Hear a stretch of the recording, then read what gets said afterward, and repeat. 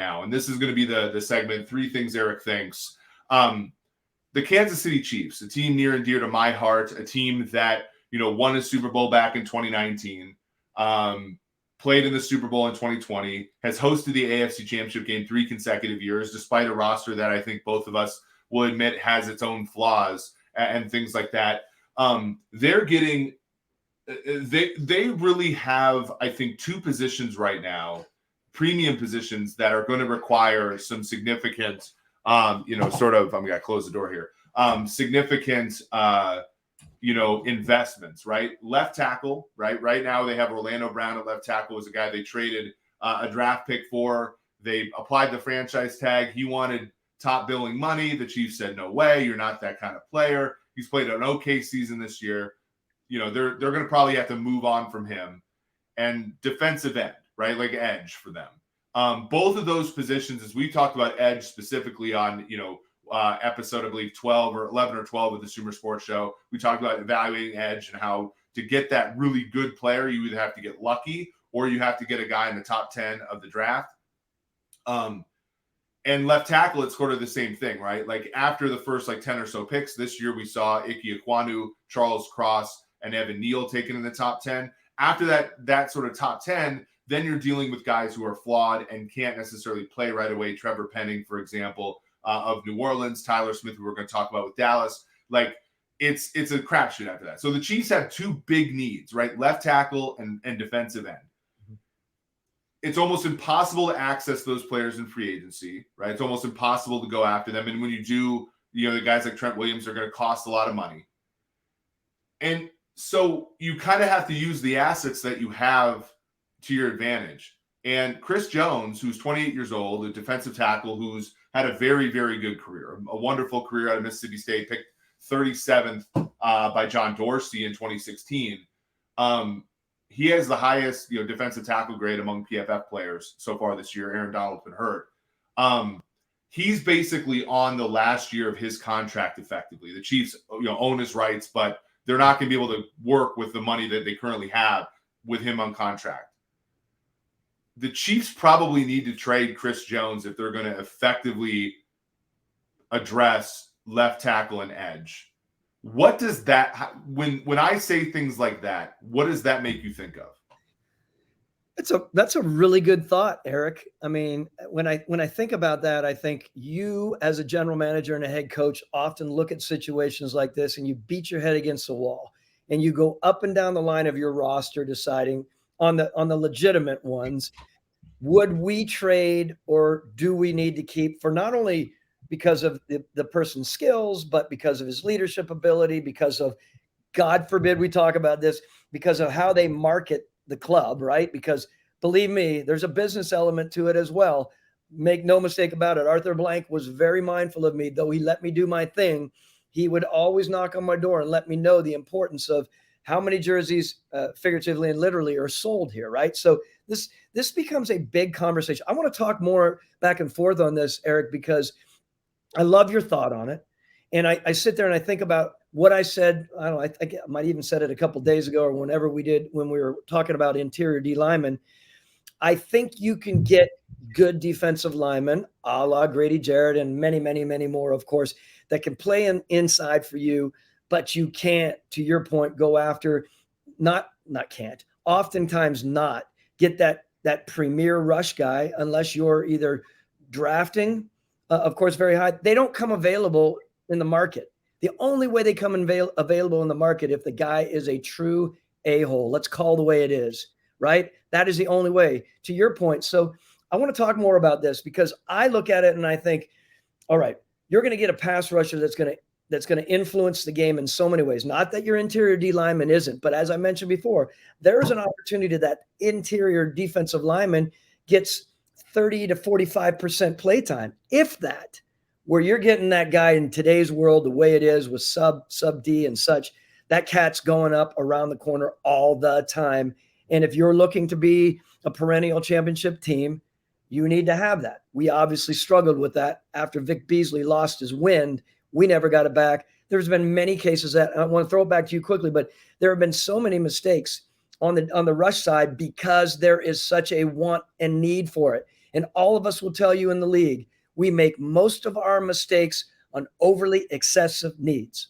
Yeah, well, and that's the thing. Like one of the, I thank you. Like I think that the hard part is, and the Chiefs have gotten, so George Karlaftis is the defensive end out of Purdue who they took in the very late first round this year, and he's been okay, right? He has the second most pressures in the NFL among players at that in that class behind Aiden Hutchinson, and his pressure rate's at like a 10%. That's okay. But like the problem is he's not the bona fide defensive end that you can build. He's not John Abraham, right? To talk in Falcons language, he's not.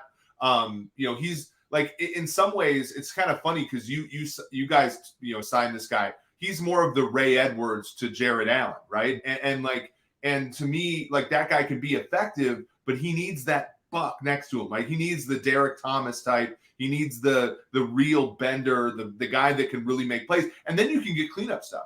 And the problem is that, as you said it perfectly, what creates mistakes is prior mistakes, right? So the Chiefs, when they tried to draft Teno Passigio out of Villanova, again, like a freak guy who was not that productive in college. And like they said, well, we can teach him how to rush the passer. And they couldn't, right? And then the next year they got Breland Speaks out of Ole Miss. And like he lasted one season with Kansas City, right? So those two errors compound. And again, where did they get him? Round 2 in both situations.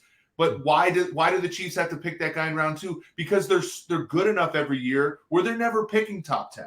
They're never picking top 8. They're never picking. And like that's a quandary that the Chiefs are going to be in as long as Patrick Mahomes is their quarterback. It's great. I love it. Go ahead. No, let me interject quickly. You're talking about all this, and I'm thinking, and why do they get him in the second round? A ton of times, and the Chiefs have been there before. God bless them. They get them; those guys drop out of the first round for character issues, or right on the verge, right of what is right and what is wrong. And they get some damn good players over the years. The Cowboys do the same thing. So Randy Gregory's of the world. He was a second rounder, right? I'm not losing my mind there. Yeah, well, and even Chris Jones had some character. Like if you look at the history of the Chiefs, Travis Kelce had problems at Cincinnati. Tyreek Hill, of course, had had a myriad of issues. Kareem Hunt had his problems, and they came back up in Kansas City. Like Andy does a good job with those.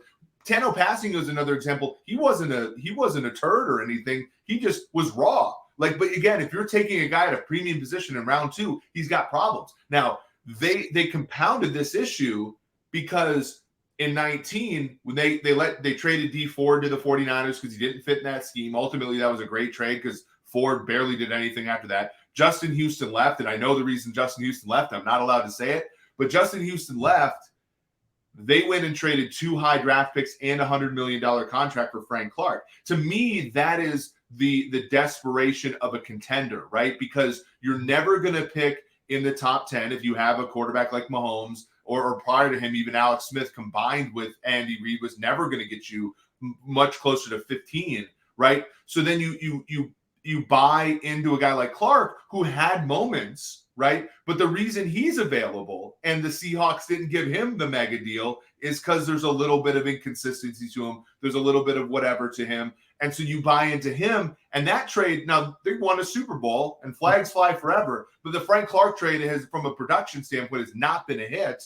And now, again, they have the same problem back over. And again, I just don't know what they can do without trading Chris Jones to a team. When the Colts traded DeForest Buckner to the Colts, they got the 13th overall pick, right? And they got the $20 million APY back in salary cap space. So that created them the freedom to be able to do a few things defensively. And I think that's the only out the Chiefs have in this case. It's great. It's a great conversation. I think it's important. Let me piggyback off of your points just a little bit earlier as well. And then you fold back into where you want to go with this, because I love this conversation. For the listeners, and what we deal with as head coaches and GMs in this league, GMs and head coaches, of course, is, okay, you see really good football players, and you see some that have some wayward soul to them, others don't. There are myriad issues that you have to really hone in on to decide whether you want to, acquire that person and bring that person into your building. let me just give Andy Reid massive kudos. Besides the fact that he likes drawing mustaches on faces in commercials, which I love that commercial, by the way. Yeah. There are very few head coaches when they cross the line that they can do that. I've had this conversation before a little bit with you, but I don't think Mike Smith would care for me or bother with me or be agitated with me sharing this point.